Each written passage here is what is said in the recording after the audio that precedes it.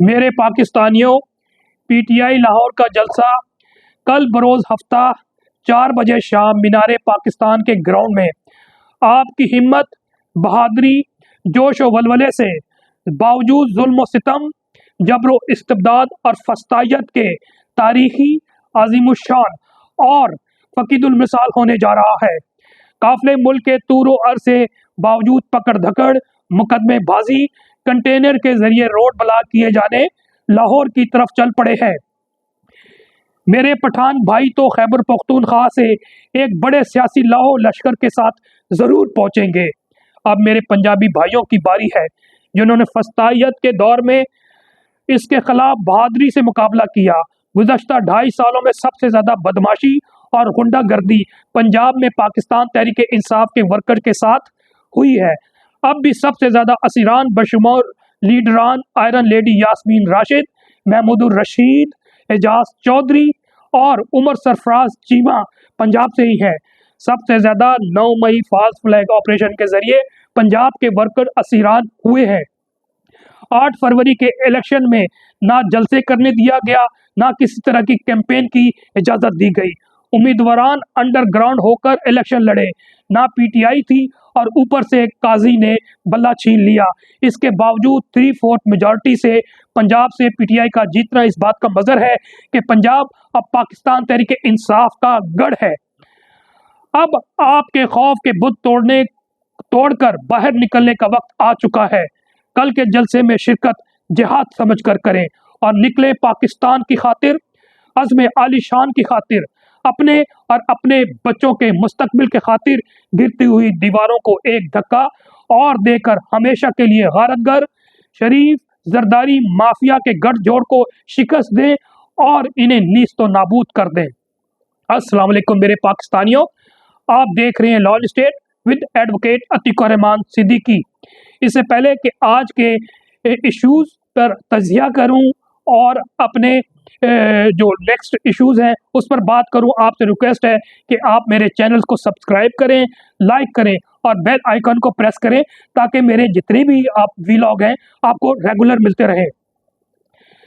ताज़ा हवा के शौक में ए साकनाने शहर, इतने नदर बनाओ कि दीवार गिर पड़े। झुककर सलाम करने से कोई हर्ज नहीं, मगर इतना न सर झुकाओ कि दस्तार गिर पड़े। दुश्मन हाथ बढ़ाए तो तुम भी हाथ बढ़ा लो, हाँ ये ना हो कि हाथ से तलवार गिर पड़े। बकौल हामिद मीर, जो कि आजकल करंट इशू चल रहा है आईनी तरमीम के हवाले से, मैं कई व्लॉग में रेगुलर आपको बताता रहा हूँ कि 8 फरवरी के इनके मज़मूम मकासद क्या है, जो कि 9 अप्रैल 2022 से शुरू हुआ और 8 फरवरी में अवाम का मैंडेट चुरा कर किस तरह से रात की तारीकी में आपके वोट के साथ डकैती करके इनको बिठाया गया। इनके एगराज़ व मकासद जो मज़मूम मकासद से उस वाले से मैं आपको आगाह करता रहा हूँ और रिज़र्व सीट्स किस तरह दी गई, चुराई गई, वो भी आपको मालूम है। और फिर 12 जुलाई में सुप्रीम कोर्ट ने किस तरह हिम्मत करके इनके, मैं समझता मुंह से वो रिज़र्व सीट जो उनका राइट नहीं था, वो पाकिस्तान तहरीक इंसाफ का था, किस तरह छीनी। और उसके बावजूद आपको बता चुका था कि यही सितंबर अक्टूबर एक डिफाइनिंग मोमेंट है और ये पूरी कोशिश करेंगे किसी तरह 2/3 मेजॉरिटी लेकर वो तरामीम की जाए जिसके बाद आपको यूं कह लें कि कहते हैं लास्ट मैन टू स्टैंड। तमाम इदारों को इन्होंने फतह कर लिया है, चाहे वो मुकन्ना है, चाहे वो एग्जेक्टिव है, चाहे उसके ज़ैली इदारे हैं, ब्यूरोक्रेसी है, इसके अलावा जो वुकला कमेटी है, बार काउंसिल्स है, बार एसोसिएशन है, इन्होंने तमाम को फतह कर लिया। और आखिरी जो रेजिलियंस रह गई थी यकीनी तौर पे जुडिशरी की थी। मैं इसमें बता चुका हूँ कि तमाम चीज़ें कंप्रोमाइज़, कंट्रोल और मैनेज है, लेकिन इनमें अभी ख़त्म नहीं हुई है, ये डेड नहीं हुई है। यहाँ पर बेशुमार जो जजेस हैं वो बाशऊर भी हैं, बहादुर भी हैं और अपने कॉन्शियंस के साथ फैसला कर सकते हैं। यही उनको रिस्ट्रेन कर रहे थे और जो रिनेसेंस हुआ है, जो 6 जजेस इस्लामाबाद हाई कोर्ट की शक्ल में, फिर सुप्रीम कोर्ट, फिर पंजाब के मुख्तलिफ जजेस हैं। स्पेशली आपने देखा कि जज एंटी टेररिज्म सरगोदा मोहम्मद बास ने किस तरह से उनके खिलाफ एक्शन लिया और तहरीर लिखी। तो इनको मालूम था कि अब हमारे रास्ते की आखिरी रुकावट जुडिशरी है, इनको फतह करने के लिए तरमीम लाई जा रही है। उस तरमीम में डिटेल में नहीं जाते, मुख्तसर ये कि ये तरमीम अगर हो गई तो समझ लें पाकिस्तान में एक ऐसा तारीख दौर चलेगा जिसके एंड में समझता हूँ इंतहाई इसके नताइज कॉन्सिक्वेंस खराब होंगे। उसमें पहले बेशुमार वीलॉग कर चुके हैं। इस हवाले से हामिद जो इस तरमीम के हवाले से कहते हैं कि ये जो गैरतगर्द तरमीम लेकर आ रहे थे इसमें पीपल्स पार्टी या जरदारी लीग या नून लीग ये तो सिर्फ हथकंडे थे, ये टाउट के तौर पे काम कर रहे थे, असल में तो गैरतगर है। और हो सकता है गैरत के घर के पीछे हाथ हो, लेकिन सुना है कि अमेरिका ने कहा कि इस हद तक मत जाओ जिससे हम पूरी दुनिया में मजीद बदनाम हो, इंटरनेशनल इस्टेब्लिशमेंट मजीद बदनाम हो। उसके कॉन्सिक्वेंस अलग है कि रुकी क्यों, जिसमें फजलुर रहमान ने भी रोल प्ले किया। क्या उसने अपने कॉन्शियस से किया या अपने कॉन्शियस से नहीं, अपने मफादात के लिए किया, ये बहुत बड़ा सवाल है। और मैं समझता हूँ कि ये जो फजलुर रहमान साहब हैं ये हमेशा इन्होंने मुनाफिकत सियासत की है। इस पे आप रिलाई नहीं कर सकते, ट्रस्ट नहीं कर सकते। ज़रूर सियासत में आपको दुश्मन के दुश्मन को साथ बनाना पड़ता है, उसको लेकर चलना पड़ता है, लेकिन मैं समझता हूँ इंतहाई मुहतात होकर चलें। हामिद भी कहते हैं कि आज़म नज़ीर तारड़ को सेशन शुरू होने से चंद घंटे कबल तरामीम मसवदा दिया गया। आज़म नज़ीर कुरान पर हाथ रख कर बताए कि इस मसवदा की तैयारी में इसका या वजारत कानून का कोई रोल हो या इससे बाखबर हो। मैं इस शख्स से भी वाकिफ़ हूँ जिसने ये मसवदा तारड़ के हाथ में थमाया और इससे कहा कि जाओ इसे मंजूर करवा लो। पार्लियामेंट सुप्रीम है, इसे कानूनी तरमीम का इख्तियार है, मगर ऐसी पार्लियामेंट नहीं जो फॉर्म 47 की लास्टिक डली शलवारों पर खड़ी हो। अब एक वक्ती तौर पे तो ये टल गया, मैंने इस पे वीलॉग भी किया था कि इनके पास बावजूद अगर फजलुर रहमान रह जाए हो साथ भी दें तो कौमी असम्बली में इनकी 221 बनती, 3 स्टिल कम थी। और फिर वो पाकिस्तान तहरीक इंसाफ के मेम्बरान के जरिए करना चाह रहे थे, जिस पे 1-2 रोज़ कबल सुप्रीम कोर्ट ने 4 पेजेस का फैसला दिया, जिसकी वजह से वो मज़ीद प्रॉब्लम का शिकार थे। और फिर तमाम सियासी जमातों को भी बहुत से थे कि जनाब जो थोड़ी बहुत रमक रह गई है ये तरामीम उनको, मैं समझता हूँ उनके जो मुर्दा लाशें हैं उन पे कफन डाल के और उनको दबाने के काम आएगा और ये हमेशा के लिए ख़त्म हो जाएंगे। बहरहाल मुख्तसर ये कि रुक गया, लेकिन जो ताकतवर तबका, जो गैरतगर तबका है, उन्होंने अब भी प्रेशर डाला हुआ है कि अगर पार्लियामेंट में रहना चाहते हो, हुकूमत में रहना चाहते हो, तो किसी न किसी तरह से आईनी तरामीम या फिर 2/3 मेजॉरिटी सेनेट और नेशनल असेंबली में लेकर आओ। अब ये क्या कर रहे हैं, अब 2 काम कर रहे हैं। एक जो प्रैक्टिस एंड प्रोसीजर एक्ट इन्होंने अपने मज़मूम मकासद के लिए किया था, जो मैं समझता हूँ आज भी वो गैर आईनी है, गैर कानूनी है, जिसमें 3 जजेस फैसला करते हैं कौन सी बेंच बैठेगा। अब उसमें वो तरमीम करके दोबारा से कानून में कि जनाब चीफ जस्टिस का राइट है, ये प्रेरोगेटिव है। उससे क्या होगा, ये काजी जो तारीख का सबसे बदतरीन जज है पाकिस्तान के लिए, मैं समझता हूँ उसने जहर कातिल साबित हुआ है और गद्दारी की है आइन के साथ, 24 करोड़ आवाम के साथ, उसको दोबारा बना के अपनी मर्जी से बेंचेस बनाना शुरू करेंगे। एक तो ये है, और सेकंड ये है कि जो 12 जुलाई का फैसला है फुल कोर्ट सुप्रीम कोर्ट का, उसको किस तरह रिस्ट्रेन करना है। उसूलन 5 अगस्त तक इनको फाइल कर देना चाहिए था, लेकिन अब ये इलेक्शन कमीशन पाकिस्तान को रिजर्व सीटें अनाउंस करनी चाहिए थी, लेकिन नहीं की। और अब क्या कर रहे हैं कि जनाब इन्होंने दोबारा से जो इलेक्शन एक्ट में तरमीम की है उसका बहाना करते हुए बाज़ाब्ता स्पीकर नेशनल असम्बली ने और पंजाब के स्पीकर ने लेटर लिखा है कि जनाब इलेक्शन कमीशन की रोशनी में आप फैसला करें और ये रिजर्व सीट्स पाकिस्तान तहरीक इंसाफ को ना दी जाए और नून लीग, पीपल्स पार्टी और दूसरी जमातों को जो पहले थी उनको दी जाए। जबकि कानून वाज़ेह है कि ये रेट्रोस्पेक्टिव नहीं हो सकता, जिसका फैसला अभी इसका एक और मज़र है कि आमिर फारूक साहब ने जो इस्लामाबाद में इलेक्शन ट्रिब्यूनल बनाया था जस्टिस जहांगीरी की सरबराही में, जो कि इस्लामाबाद के मेंबर नेशनल असेंबली की 3 सीटों का फैसला करना था और करीब था कि सारी चीज़ें एक्सपोज होती, फिर किस तरह रिस्ट्रेन किया गया जहांगीरी साहब के साथ, किस तरह से इन्होंने जुडिशियल कमीशन में गए और उनकी डिग्री को भी जाली करार दिया गया और अभी है लेकिन वो सस्पेंड किया है, लेकिन वो डटे रहे अपने मुकाम पे। और कल जो आमिर फारूक 3 महीने बाद फैसला क्या कर रहे हैं, हालांकि फैसला करना चाहिए था, ये गैर कानूनी है। उन्होंने गैर कानूनी करार दे दिया कि जनाब तरमीम भी गैर कानूनी है और ट्रिब्यूनल को रोकना भी गलत था, लेकिन इन्होंने 30 सफ़े का फैसला करके आखिर में ये दोबारा फैसला करने के लिए इलेक्शन कमीशन ऑफ पाकिस्तान को दे दिया। मुख्तसर ये है ताकि इलेक्शन कमीशन लेके बैठ जाएगी और फैसला नहीं करेगी। इसका मतलब है ट्रिब्यूनल अभी प्रैक्टिकली काम नहीं करेगी। और आमिर फारूक, ये हाँ जुडिशरी में मैं बताता चलूँ कि चीफ जस्टिस फाइज ईसा, जो कि दिल नहीं करता चीफ जस्टिस का, बट अनफॉर्चुनेटली पाकिस्तान का वो चीफ जस्टिस है, और फिर आमिर फारूक, इन्होंने अदलिया के लिए कातिल के तौर पे काम किया, अवाम के कातिलों के तौर पे काम किया। ये मुनसिफ नहीं है, ये मुनसिफ पे जो मुनसिफी पर बैठे हुए हैं ये डकैत है। पाकिस्तानी अवाम के राइट्स पे और आइन पे इन्होंने अटैक किया। इतना ही काफ़ी। इसके अलावा 3 सीटों के हवाले से जो कल 3 सीटों के बाद जो तकरीर 17 सितंबर को हामिद खान अपने दोस्तों के साथ इस सुप्रीम कोर्ट में इन्होंने एक तकरीर की थी, अवाम से खिताब किया था और बताया था कि इंशाल्लाह हम वकला मूवमेंट शुरू करेंगे। मैं इसमें डिटेल नहीं जाता, मैं बिल्कुल कन्विंस नहीं हूँ, क्योंकि तमाम निज़ाम करप्ट और कंप्रोमाइज़, कंट्रोल और मैनेज हो चुका है। मेरे हिसाब से इनमें जान नहीं है। स्ट्रगल मूवमेंट चलाने के लिए स्ट्रगल करनी पड़ती है सुप्रीम कोर्ट से लेके तमाम तहसील बार तक। इनके पास ये ना तंजीम है ना इनकी विल है, क्योंकि ये अपनी अपनी सियासत कर रहे हैं माजरत के साथ।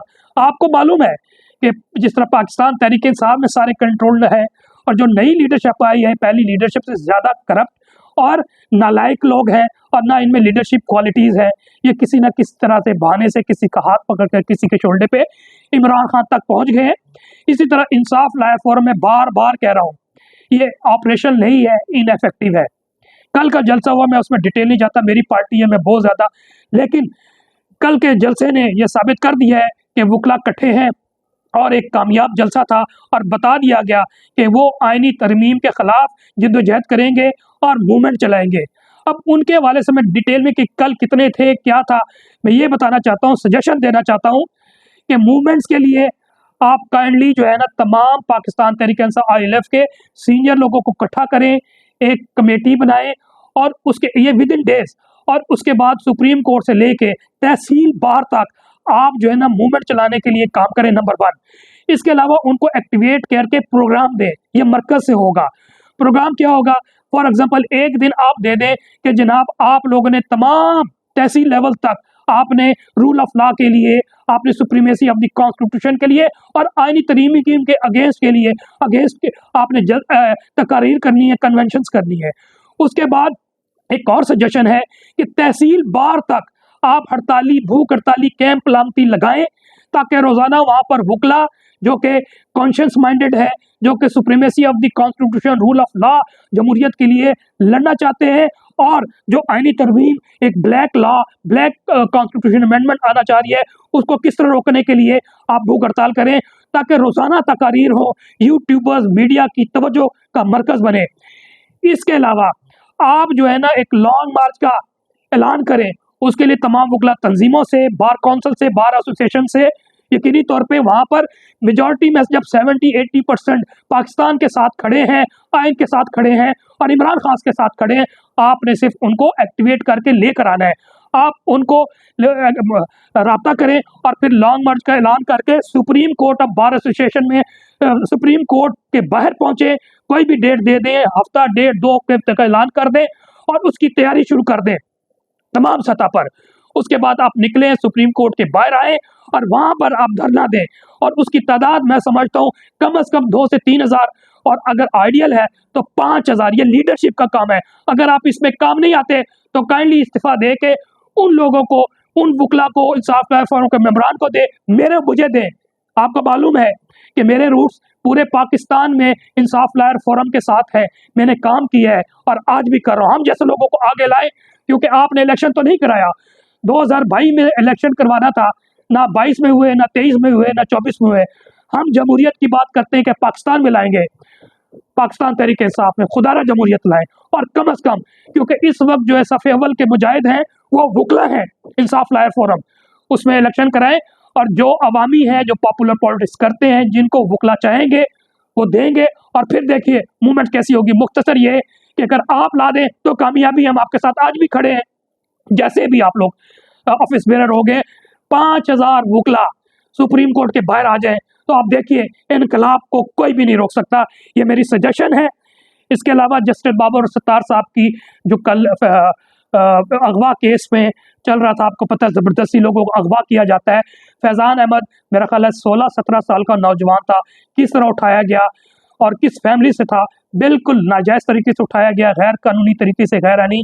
वो पेंडिंग था इस्लामाबाद हाई कोर्ट में, जस्टिस बाबर सत्तार साहब की कोर्ट में। अब प्रेशर की वजह से वो आ तो गया है, लेकिन जस्टिस बाबर सत्तार साहब ने उनको डिस्पोज ऑफ नहीं किया। उन्होंने कहा जनाब आईजी इस्लामाबाद आप जिम्मेदार हैं, आप इन्वेस्टिगेट करके बताएं कि इतने दिन वो एक एक दिन का हिसाब दे कहाँ रहा है। उस हवाले से जस्टिस बाबर सत्तार की जो फाइंडिंग है, जो ऑर्डर शीट का है, उसका क्रक्स ये है कि फैज़ान अहमद जबरी गुमशुदगी केस में आर्डर रियासत की इंटेलिजेंस एजेंसियां कौमी सलामती की नागज़ीर जिम्मेदारी अदा कर रही है। इंटेलिजेंस एजेंसियां अपनी ड्यूटी नोयत के मुताबिक खुफिया और राजदारी से काम करती हैं। ताहम अगर ये तासर बढ़ने लगे कि इंटेलिजेंस एजेंसियां खुलेआम लोगों के घरों पर छापे मारती हैं, या ये तासुर दिया जाए कि शहरियों की इंटेलिजेंस एजेंसियों के एहलकारों के हाथों अगवा का खतरा मौजूद है, तो ये दोनों सूरतें कौमी सलामती और रूल ऑफ लॉ के लिए खतरा है। इन इल्ज़ामात को एड्रेस करने का वाहिद रास्ता शफाफ तफ्तीश करके चादर और चार दीवारी के तकद्दुस पामाल करने के गैर कानूनी छापे मारने वाले मुजरिमों को सजा देना बनता है। एजाजुल हक ने बड़ी अच्छी बात की, सुबह देखा है, वो करके मैं अपना व्लॉग की इजाज़त चाहूँगा। एजाजुल हक फरमाते हैं कि फॉर्म 47 के ज़रिए पार्लियामेंट हमें पहुँचाया गया है। कहते हैं कि आसिम मुनीर ने इमरान खान को जेल में पैगाम पहुँचाया है कि आप DGI, DGC और कमर बाजवा के खिलाफ बेशक आर्टिकल 6 की कार्रवाई कर लें, लेकिन मेरे खिलाफ कार्रवाई का वादा ना करने का वादा कर लें। तो ये हालात हैं, मुकाबला बहुत करीब पहुँच चुका है हमारा, और ये शिकस्त खाने के करीब पहुँच चुके हैं। हिम्मत ना हारें, इनके खिलाफ खड़े हो जाएं। पाकिस्तान उस वक्त चलेगा जब 24 करोड़ आवाम के क़यादत, उनके नुमाइंदे, ट्रू नुमाइंदे पार्लियामेंट में जाएगी और जमहूरियत पनपेगी, और इमरान खान बाहर आएगा, वो ईवान में जाएगा, तो पाकिस्तान चलेगा। ओवरसीज़ पाकिस्तानी भी इस चीज़ में डिटरमिन्ड है, और ओवरसीज़ पाकिस्तानी खासकर जो डायस्पोरा अमेरिका है, वो बड़ी एफर्ट्स कर रही हैं, लॉबिंग कर रही हैं, और आप लोग को हैट्स ऑफ करता हूँ। अपनी स्ट्रगल ओवरसीज़ पाकिस्तानी वहाँ पर जारी रखें, बोल के कन्वेंशन के ज़रिए पार्लियामेंट तक एक्सेस करें, बताएं पाकिस्तान में ना सियासत है, ना जमहूरियत है, ना रूल ऑफ लॉ है, और किस तरह से डाका डाल के ये नाजायज़ लोग पार्लियामेंट में हमला आवर हैं, और अब हमारी आवाम पर तरामीम के ज़रिए जुडिशरी पर कब्जा करके हमला आवर हैं। आप लोग बताइए, हम अपनी कोशिश जारी रखेंगे, आप अपनी कोशिश जारी रखें, ताकि एक ताबनाक, एक खुशहाल पाकिस्तान के लिए जो हमारी स्ट्रगल है, एक उम्मीद है, वो नहीं तोड़े और अपनी जारी रखें। नेक्स्ट व्लॉग तक के लिए इजाज़त दीजिए। वस्सलाम। पाकिस्तान जिंदाबाद, अवाम जिंदाबाद।